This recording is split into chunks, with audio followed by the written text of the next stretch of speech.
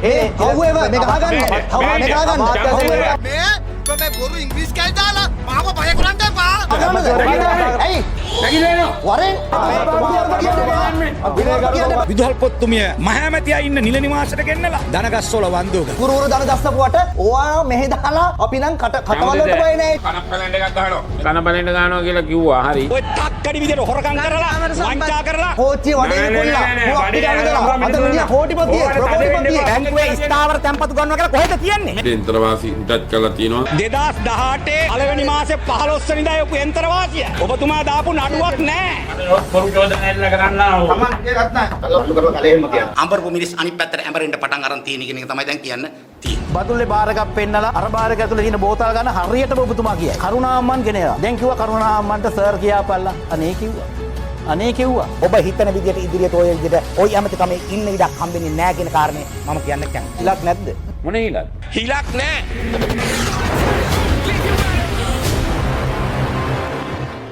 2015 මහින්ද මහත්තයා කිව්වා මෙයාලට රනිල් වික්‍රමසිංහ කියන්නේ ද්‍රෝහියෙක් බැනපල්ලා කියලා. රනිල් වික්‍රමසිංහ මහත්තයා හැමදාම අනුන්ගේ කරේ තමයි ගියේ. ජනාධිපති අරලිට ආවා. රනිල් ආවේ නැහැ. රනිල් හිමීගේ කරේ ගාමිණී දිසානායක මහත්තයාගේ නෝනාගේ කරේ තිබ්බා. ගෑණියෙක්ගේ කරේ තිබ්බා. එයා පෙරදුනා. 2005 මහින්ද මහත්තයාට දුන්නා. මහින්ද මහත්තයා පළවෙනි පාර දිනුවා. දෙවෙනි පාර මිනිහා 10 හිමීට ගිහලා පොන්දේකයි කරේ තිබ්බා. පොන්දේ කල්ලනුව කෑ. මේ කටවල් වලින් කියපු දේවල් ඇහුවොත් අපි රනිල් වික්‍රමසිංහට කිව්වනේ බල බැනපල්ලා බුරපල්ලා බුදු අම්මේ චාමර මහත්තයා බැනපු තරම් රයිට් මහ බැංකුව කැඩුවා මහින්දානන්දකෝ ඕක බැහිරේ දානක මට නිින්ද යන්නේ නෑලු අනේ අම්මේ මේ මිනිසුන් කරුණාම්මන් ගෙනලා මෙයාලගේ පක්ෂේ නියෝජ්‍ය සභාපති කළා දැන් කිව්වා කරුණාම්මන්ට සර් කියාපල්ලා අනේ කිව්වා ඉතින් අර බලව්වේ පිටිකන්නේ ලගිනවා බාර එකක් හම්බෙනවා මොනවා හරි හම්බෙන හින්දා ලගිනවා 17 ගෙනල්ලා මොකද්ද කිව්වේ දැන් 16ට බනින්න ඕන 14ට උස්ස එපාර කිව්වා දැන් 18ට බනින්න ඕන 19ටත් උස්සන්න ඕන එපාර 20 ගෙනාවා 20 ගෙනාවට පස්සේ කිව්වා දැන් උඹලා ඔක්කොම 19ට බැනපල්ලා 20ටත් උස්සපල්ලා මේ ඉන්නේ 17ටත් උස්සපු කට්ටිය 18ටත් උස්සපු කට්ටිය 19ටත් උස්සපු කට්ටිය 20ටත් උස්සපු කට්ටිය ලැජ්ජ නැද්දානේ අප්පා മന്ത്രി වෘද මේ ඔයාලට වෙච්ච විපත නම් වනේ වන හතුරෙකුටවත් ඉන්න එපා කියලා අපි කියන්නේ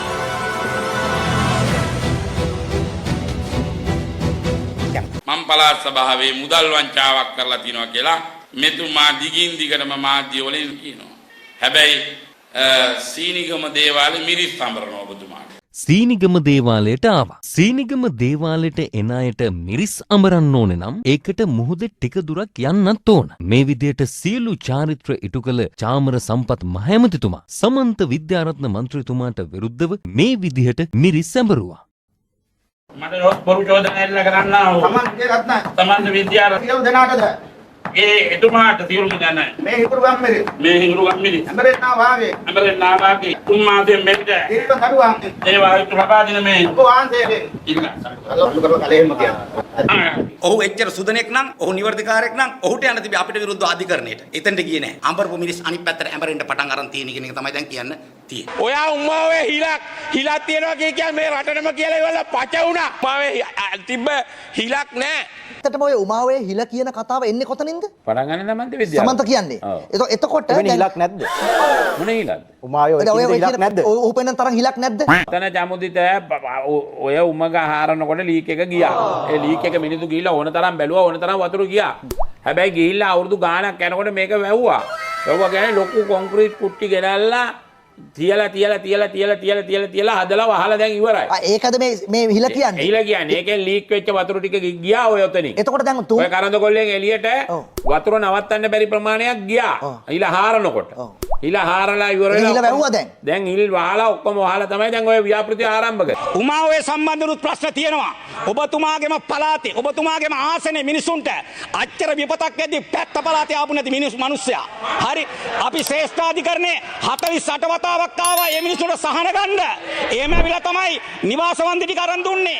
වතුර ටික දුන්නේ. එහෙම තමයි වගා වන්දි අරන් දුන්නේ. ඔබතුමා මොනවද කරේ? මම කැමති රට හමුවේ මේ එළිදරව් කරන්න ප්‍රධාන අමාත්‍යවරයා ලිපියක් යොමු කරනවා රාජ්‍ය බැංකු 3ට. ජාතික ඉදිරි කිරීමේ බැංකුව, ලංකා බැංකුව, මහජන බැංකුව මුදල් පරිත්‍යාගයක් කරන්න කියලා. මේ ලිපියට අනුව ලංකා බැංකුවයි මහජන බැංකුවයි මුදල් පරිත්‍යාගයක් කළා. ජාතික ඉදිරි කිරීමේ බැංකුවෙන් පරිත්‍යාගයක් කළේ නැහැ. අන්න ඒකට අමනාප වෙච්ච මේ ප්‍රධාන අමාත්‍යවරයා තීන්දුවක් ගන්නවා. ජාතික ඉදිරි කිරීමේ බැංකුවේ තියෙන ස්ථාවර තැන්පතු 6ක් ඉවත් කරලා. මේ තියෙන මේ ගිණුම් 6ම කල් පිරලා නෑ සුදේව. ප්‍රධාන අමාත්‍යතුමාගේ ස්වභාවයක් තියෙනවා. ඒක අපේ පළාතේ නිලධාරි දන්නවා. අඩි හප්පල පුප්පල ගස්සලා තිත්ත කුණු හරපෙන් දෙක බනිනකොට නිලධාරි බයනේ. දේශපාලඥයෝ බය නිලධාරි ටිකක් ඉන්නවනේ. මේ මුදල් ගන්න එකේ හේතු මෙතුමලා කියයි. ඉතින් ගන්න පුළුවන් නේ ලංකා බැංකුවේ මහජන බැංකුවේ තුනේම තියෙනවා ස්ථාවර තැන්පතු. මේකෙම ගන්නයයි. මෙතන තියෙන ප්‍රශ්නේ තෑග්ග දුන්නේ නෑනේ.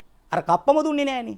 ඉතින් දැන් මෙහෙම ගත්තා. දැන් ඒකෙන් අපේ පලාවතට පාඩු. දැන් මේ ඔබතුමා මේ හැන්සාඩ් එකේ මට පෙන්වන්න පුළුවන් නම් ස්ථාවර තැන්පතු හයක් ගන්න කියලා කොතනද තියෙන්නේ? කල් පිරෙන්නේ නැතුව ගන්න කියලා කොහෙද තියෙන්නේ මේකේ? කොතනවත් නෑ. කල් පිරෙන්නේ නැතුව ගන්නවා කියලා නෑනේ.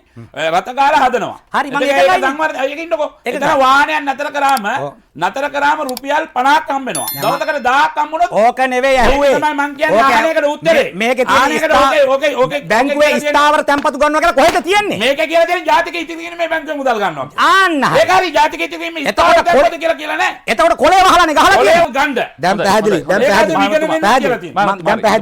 දැන් පැහැදිලි. මම මුදල් නැමැතිවර හැටියට වගකීමක් තියෙනවා. පළාත් සභාව කළමනාකරණය කරනකොට පාඩු නොවන විදිහට මූල්‍ය කළමනාකරණය කරන්න. ඒක එතකොට ඒ සාධාරණද මං අහන්නේ. ඕක එක තර්කයක්. ඕක නැතත් මට ඕක බින්දින තර්ක තියෙනවා. ඉන්න ඔයා කියපු එක කියන්නේ. එතකොට මම මේ ගිනුම් මුදල් ගන්න ඔබතුමා මංව පොළඹවපු එක ගැන. මම ස්ථාවර තැන්පතු කල් පිරෙන්න ඉස්සලා ගන්න කියලා පෙළඹුවා. එන්න පොළඹවපු එක ගැන මම මේ කියන්නේ අහගන්න. තොත්ත බබානේ පොළඹවන මට කියන්නේ අර සල්ලි කොහාටද ආවේ කියලා.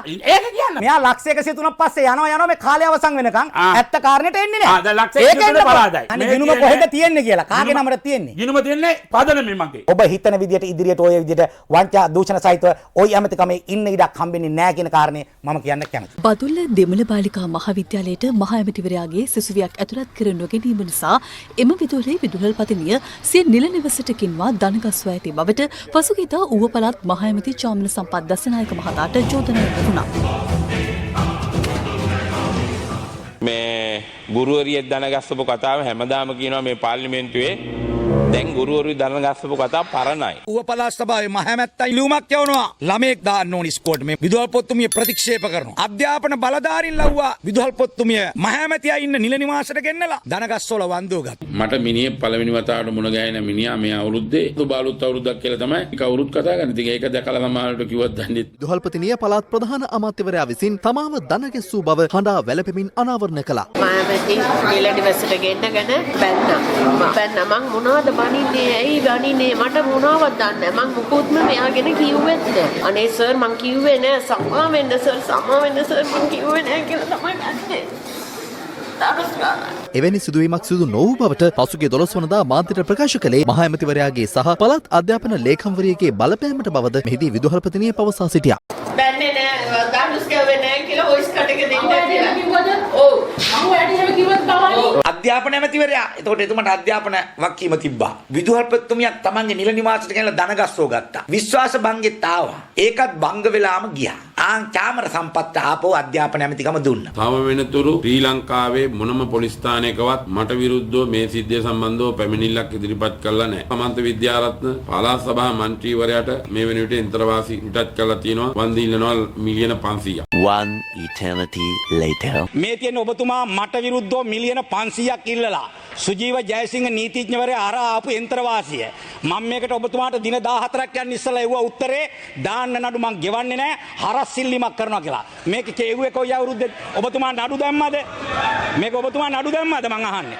මේක මට එව්වේ ඔබතුමා 2018 පළවෙනි මාසේ 15 වෙනිදා එවපු යන්ත්‍රවාසිය. ඔබතුමා දාපු නඩුවක් නැහැ. ඒ නිසා ඔබතුමාට නඩු දාන්න පුළුවන් කමක් නැහැ. එකක් කියන්නම්. ඔය කියපුවා ඔළුවෙන් හිටගෙන හරි දාන්න.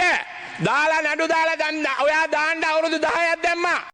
මෙයා සාමාන්‍යයෙන් කටට එන දේවල් ඔක්කොම කියන જાතිය භාණ්ඩයක් මේ ඉන්නේ. හරි? එහෙනම් ඒ වගේ වාචාල කතා වලට මේක උත්තර දෙන්න පුළුවන් කමක් නැහැ. කිසි ප්‍රශ්නයක් නැහැ. නඩු වලට බයත් නැහැ. ෆයිල් තියෙනවා නම් අරන් ගන්න ඕවා පරණ වෙන්න ඉඩ තියන්නවා. මොකද පරණ වෙච්ච ගමන් අධිකරණයෙන් කියනවා මේවා 2016 නඩු මේවා 2015 නඩු කියලා අපදෙනවා. ලිපිගොනු තියෙනවා තමයි. මේවා ලිපි වල තියන් ඉඳලා නැහැ.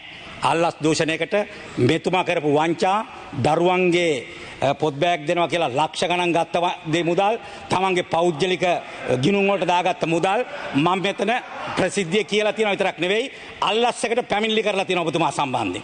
ඒවා යට ගහගත්ත ඒවා ආපහු උඩට අපි ගන්නවා අනිවාර්යෙන්. විදුහල්පතිතුමාගේ දනගස්සපුවා එතුමියගේ කට උත්තර අපි මෙතෙන්දි කිව්වා. ඌව පළාත් ප්‍රධාන අමාත්‍යවරයා ලෙස කටයුතු කළ කාල සීමාවේ රාජ්‍ය බැංකුවක පවත්වාගෙන ගිය පළාත් සභාවට අයත් ස්ථාවර තැන්පතු ගිණුම් 6ක් කල් ඉක්ුත්වීමට පෙර එම බැංකුවෙන් ඉවත් කර ගැනීමෙන් රජයට රුපියල් ලක්ෂ 173ක මුදලක් පාඩු කර ඇතැයි චාමර සම්පත් දසනායක මන්ත්‍රීවරයාට චෝදනා එල්ල වී තිබෙනවා. බුදුදේපුල පනත යටතේ අල්ලස් කොමිසම පැනවූ මෙම නඩුවට අදාළව මන්ත්‍රීවරයා රක්ෂිත බතනගර ගත කිරීමෙන් පසුව හිටපු ජනාධිපතිවරයා ප්‍රකාශයක් කරමින් අදාළ ස්ථාවර තැන්පත් ඉවත් කර ගැනීමට තමන් එවක උපදෙස් දුන් බව පැවසුවා. චාමර සම්පත් මන්ත්‍රීතුමාගේ පවුලේ සමාජිකයන් මාව මුණ ගැහුණා. මම අගමැතිව හිටපු කාලෙදී මෛත්‍රීපාල සිරිසේන ජනාධිපතිතුමා සමග මගේ අනුදැනුම ඇතුව අපේ භාණ්ඩාගාරයේ ලේකම්තුමා තමයි එදා චක්‍රලේඛනයේ යැව්වේ පළාත් සභා මුදල් තැන්පත් ගිණුම්වල තියන්ට බැරි බව. ඒ අවස්ථාවේදී චාමර සම්පත් මහඇමතිතුමා අනික් මහඇමතුරු කීප දෙනෙක්ට මට කතා කරා. මම විශේෂයෙන්ම මේක කරන්න බැරි කියලා දැනුම් දුන්නා. මෙතනින් තමයි ඒ අය මුදල් තමන්ගේ තැන්පත් ගිණුම් වලින් ඉවත් කරලා තියෙන්නේ. මෙම ප්‍රකාශය සම්බන්ධව අල්ලස් වූ දූෂණ චෝදනා විමර්ශන කොමිෂන් සභාව පසුගිය අප්‍රේල් 28 වැනිදා රනිල් වික්‍රමසිංහ මහතා කැඳවා කරුණු විමසුවා. අද කොළඹ ප්‍රධාන මහේස්ත්‍රාත් අධිකරණය හමුවේ චාමර සම්පත් දසනායක මන්ත්‍රීවරයාට අදාළව ඇති තවත් චෝදනා කිහිපයකට අදාළ නඩුව කැඳවූ අවස්ථාවේ අල්ලස් කොමිසමේ විමර්ශන නිලධාරීන් කරුණු දැක්වීමක් කළා. හිටපු ජනාධිපති රනිල් වික්‍රමසිංහ මහතා චාමර සම්පත් දසනායක මහතාගේ බිරිඳ විසින් කරන ලද ඉල්ලීමකට අනුව අදාළ මාධ්‍ය සාකච්ඡාව පවත්වමින් ප්‍රශ්නගත සිද්ධිය පිළිබඳ කරුණු පැවසූ බවට කොමිසම හමුවේ දුන් ප්‍රකාශයේදී කියා සිටි බවයි. අදාළ රාජ්‍ය බැංකුවේ ස්ථාවර ගිණුම් ඉවත් කර සංවර්ධන ව්‍යාපෘති සඳහා යොදවන ලෙස උපදෙස් දුන් චක්‍රලේඛය 2016 වසරේ නොවැම්බර් මාස 22 වෙනිදා නිකුත් කර ඇති බවද විමර්ශන නිලධාරීන් කියා සිටියා. ඔවුන් කියා සිටියේ සැකකරු අදාළ මුදල් ඉවත් කර ගන්නා අවස්ථාව වන විට රනිල් වික්‍රමසිංහ මහතා සඳහන් කරන ආකාරයේ චක්‍රලේඛයක් නිකුත් කර නොතිබූ බවයි. අල්ලස් කොමිසම හමුවේ හිටපු ජනාධිපතිවරයා ප්‍රකාශ ලබා දුන් අවස්ථාවේදී අදාළ චක්‍රලේඛය නිකුත් කළ දින වකවානු පිළිබඳ නිසි දැනුවත් වීමකින් තොරව මාධ්‍ය වෙත ප්‍රකාශය සිදු කර ඇති බවට කරුණු අනාවරණය වූ බවද නිලධාරීන් අධිකරණය හමුවේ කියා සිටියා.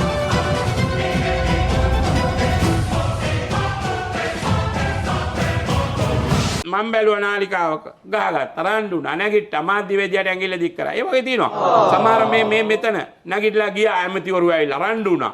මං එහෙම මෝඩ චූන් ගන්න A few moments later ගාලා තියලා වෙන එකක් අහන්න. ප්‍රශ්න අහලා උත්තර දෙන්න ඉන්නකො. කෝට් එක ගලවලා එන්න එහෙම කතා කරන්න එහෙම ආන්න බෑ තමයි ගන්න එපා. අපි ඔබතුමාලා කියන්නේ නැහැ. බය වේද? මම මොනවා කරන්නේ? අපි බය කරන්නද? අපි බය කරන්නද? මම බය නැහැ. අපිත් බය නැහැ. කෝට් ගලවන්න ඔබතුමාට බෑනේ. ඔබතුමා කෝට් එකක් ඇඳගෙන නැහැ නේ මෙතන. ඔබතුමා කොහොමද අපේ කෝට් එක ගැන කතා කරන්නේ? ඔයාගේ කෝට් එක ඔයා වැදගත් විදියට කෝට් එක ඒක ඔබතුමා අයිතිය මොකද්ද? කාලේ නාස්ති කරන්න එපා සාකච්ඡාවේ. අපේ කෝට් එක අපි ඇඳ ගන්න. හරිනේ කෝට් එක පැත්තකින් තියලා අහන්න